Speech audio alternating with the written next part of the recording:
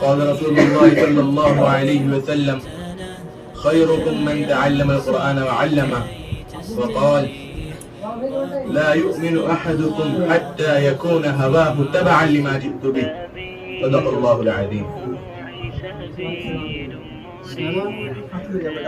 محترم عزیزوں، بھائیوں اور خواتین و حضرات، قرآن کی فضیلت اور اہمیت بتانے سے پہلے ضروری سمجھتا ہوں کہ اس کی عظمت کی ایک دلیل دے دوں۔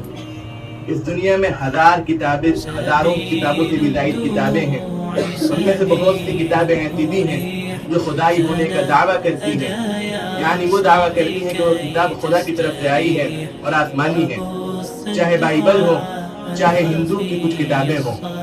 لیکن میں اس بات کو یقینی طور پر دعوے کے ساتھ کہہ سکتا ہوں کہ قرآن کتابوں میں صرف ایک واحد ایسی کتاب ہے جس میں کوئی کانٹرڈکشن نہیں پایا جاتا۔ اس دنیا کی تمام کتابیں جو دعویٰ کرتی ہیں کہ وہ بہت پہلے سے ہیں، قرآن سے پہلے سے یا قرآن کے بعد میں آئیں، یا ان کے ہزاروں بار شائع کر دیا گیا، یا وہ یہ کہتے ہیں کہ وہ آسمانی کتابیں اور خدا نے ڈائریکٹ ان کو نازل کیا ہے، لیکن ان تمام کتابوں میں کوئی نہ کوئی تضاد، کوئی نہ کوئی کانٹرڈکشن پایا جاتا ہے۔ لیکن قرآن میں آج تک 1400 سال میں کوئی کانٹرڈکشن کوئی نہیں نکال پایا، چاہے وہ اسلام کا دشمن ہو، چاہے اسلام سے بغض رکھنے والا ہو، چاہے اسلام سے نفرت کرنے والا ہو۔ جبکہ میں یہ بات بھی دعویٰ سے کر سکتا ہوں کہ اللہ تعالیٰ نے جو قرآن شریف میں ارشاد فرمایا ہے ذَلِكَ الْكِتَابُ لَا رَيْبَ فِيهِ هُدًى لِّلْمُتَّقِينَ، یہ کتاب جس میں کوئی شک نہیں اور ہدایت متقیوں کے لیے۔ میں کہتا ہوں جو شخص کتاب کو ہدایت کے واسطے پڑھے گا وہ ہدایت پا جائے گا، چاہے وہ دشمنان اسلام ہو، چاہے اسلام سے بغض رکھنے والے ہوں، چاہے قرآن کی بے حرمتی کرنے والے ہوں۔ لیکن اس کے لیے شرط یہ ہے کہ کتاب کی صرف عربی قرأت نہ کی جائے بلکہ قرآن کو سمجھ کر اپنی زندگیوں پر نافذ کی جائے۔ اگر کوئی انسان کوئی موٹیویشنل بکس اٹھائے یا کوئی انسپریشنل بکس اٹھائے اور اس کو پڑھتا جائے، وہ کتاب انگریزی میں اس کو نہ سمجھے تو بالکل ممکن ہے کہ اس کی انگریزی تو درست ہو سکتی ہے لیکن اس سے موٹیویشن حاصل کرنے ممکن نہیں ہے۔ اسی طرح قرآن کی صرف عربی پڑھ لینا اور قرآن کی صرف قرأت کر لینا بالکل یقینی بات سے ثواب کو مل جائے گا، لیکن اس سے قرآن کی اصل مقصودہ زندگی کو اپنی زندگیوں کے اوپر نافذ کر لینا نہیں ہو سکتا۔ اللہ تعالی نے قرآن شریف میں ارشاد فرمایا، کیا تم اس کتاب میں غور و فکر نہیں کہتے کہ اگر یہ خدا کی طرف سے نہیں ہوتی تو اس میں تضاد پایا جاتا؟ سورہ نساء میں۔ تو یہ تمام ان لوگوں کے جو چیلنج ہیں وہ سمجھتے ہیں کہ قرآن کو آسانی سے پڑھ سکتے ہیں اور قرآن کی صرف عربی پڑھ لینا ہمارے لیے کافی ممکن نہیں ہے۔ ہم مسلمانوں میں آج ایک بات بہت زیادہ عام ہے اور تمام میں ہے کہ ہمارے بچے، ہمارے بوڑھے، ہمارے جوان، ہماری عورتیں سب لوگ صرف قرآن کی تلاوت کرتے ہیں۔ کوئی کہتا ہے میرا ایک قرآن ہو گیا، کوئی کہتا ہے میرے 2 قرآن ہو گئے، بالکل اس کا ثواب ہے، لیکن میں خدا کی قسم اٹھا کے یہ کہہ سکتا ہوں کہ ایسے پڑھنے سے ہدایت حاصل نہیں ہو سکتی۔ ہدایت کے لیے شرط ہے کہ اس قرآن کو سمجھا جائے اور قرآن جو زندگی ہم سے چاہتا ہے، قرآن کی جو مطلوبہ زندگی ہے، اس زندگی کو اپنی زندگی بنایا جائے۔ صلی اللہ علیہ وسلم نے ارشاد فرمایا لا یؤمن احدکم، تم میں سے اس وقت کوئی کامل مومن نہیں ہو سکتا حتی یکون ہواہ تبعا لما جئت بہ، جب تک وہ میرے لائے ہوئے طریقے پر اپنے ڈیزائرز کو، اپنے خواہشات نفس کو میرے لائے ہوئے طریقے کی تابع نہ کر دے۔ آپ صلی اللہ علیہ وسلم کا طریقہ کیا ہے؟ آپ صلی اللہ علیہ وسلم کی زندگی کیسی ہے؟ جو یہ جاننا چاہے وہ قرآن پڑھ لے اور قرآن کو سمجھ لے۔ اللہ کے رسول صلی اللہ علیہ وسلم نے ارشاد فرمایا خیرکم من تعلم القرآن وعلمہ، تم میں سے بہترین شخص وہ ہے جو قرآن شریف سیکھ اور اس کو سکھائے۔ تو یہاں پہ آپ کی مراد قرأت نہیں تھا، صرف قرأت کرتے جائیں، پڑھتے جائیں، سنتے جائیں، اس سے ہمیں بہت زیادہ ثواب ملے گا، بالکل ملے گا، اس میں کوئی شک نہیں ہے۔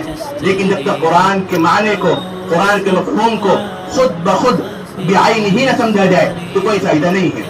اسی لیے جو تفاسیر علماء نے لکھی ہے، مفسرین نے لکھی ہے، جو ترجمہ علماء نے لکھا ہے، اس کو خود پڑھا جائے اور خود سمجھا جائے۔ میں سمجھتا ہوں کہ قرآن کو ایک بار صرف عربی کے ساتھ پڑھ لینا 10 دن میں سے زیادہ بہتر یہ چیز ہے کہ اسے قرآن کو 20 دن میں مکمل کرنا، لیکن اسے سمجھ کر مکمل کرنا۔ اور آج کے مسلمانوں کے لیے اور آج کے وقت مسلمانوں کے لیے سخت ضرورت یہ ہے کہ قرآن کو صرف خود نہ سمجھیں بلکہ اپنے بچوں کو اور اپنی بچیوں کو بھی سکھائیں۔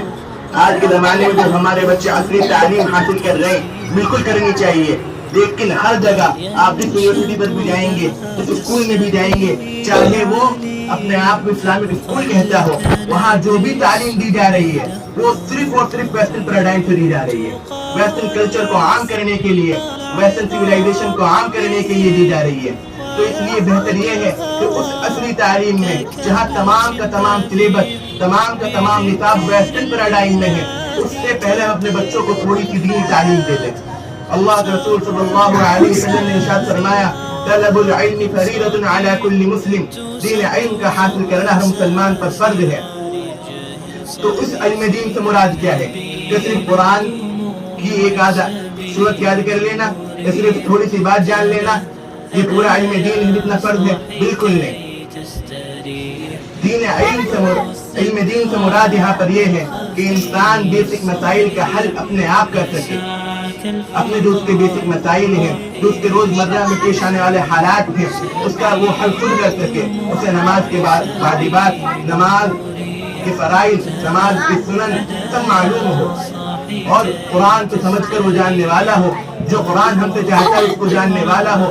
اور جب تک مسلمان قرآن کو اپنے اندر عام نہیں کرے گا، قرآن کے ترجمہ مفہوم کو اپنے اندر عام نہیں کرے گا، وہ کبھی کامیاب نہیں ہو سکتا۔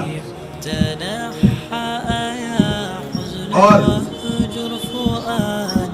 آج جب ویسٹرن سویلائزیشن اپنی بلندیوں پر ہے، اپنے عروج پر ہے، تو بالکل کوئی حرج نہیں ہے کہ ہمارے بچے بھی اس سے متاثر ہوں یا ہم خود اس سے متاثر ہوں۔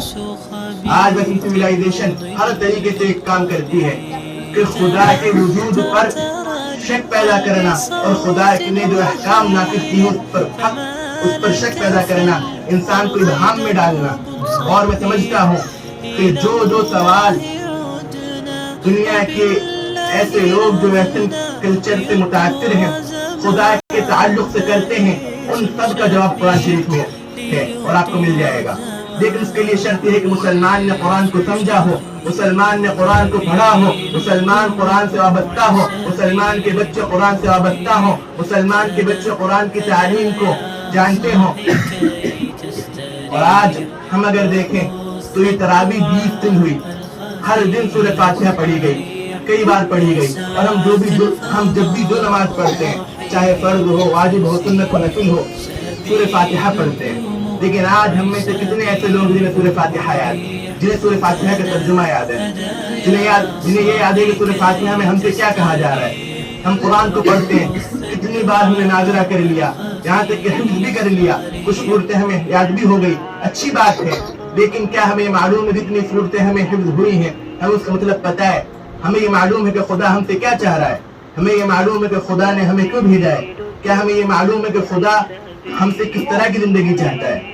اس لیے آج کے وقت ضروری یہ ہے کہ خود بھی اس تعلیم سے وابستہ ہوں، خاص کر ہماری عورتیں جو دینی تعلیم سے بالکل دور ہیں، دنیاوی تعلیم سے بھی دور ہیں اور دینی تعلیم سے بھی دور ہیں۔ تو اس وقت ان کا وقت یہ ہے کہ وہ کسی بھی ذریعے سے، کسی بھی طریقے سے قرآن کے علم کو حاصل کریں، قرآن کے ترجمے کو سمجھیں، قرآن کے مفہوم کو سمجھیں اور اس طریقے پر اپنی زندگی کو لائیں۔ اور صرف خود نہیں، گھر کے میں سمجھتا ہوں کہ گھر کے تمام انسان، چاہے وہ بوڑھا ہو، چاہے جوان ہو، چاہے بچہ ہو، تینوں کے اوپر ضروری ہے کہ وہ تعلیم حاصل کرے اور قرآن کو سمجھے اور قرآن پر عمل کرے۔ وآخر دعوانا الحمدللہ رب العالمین۔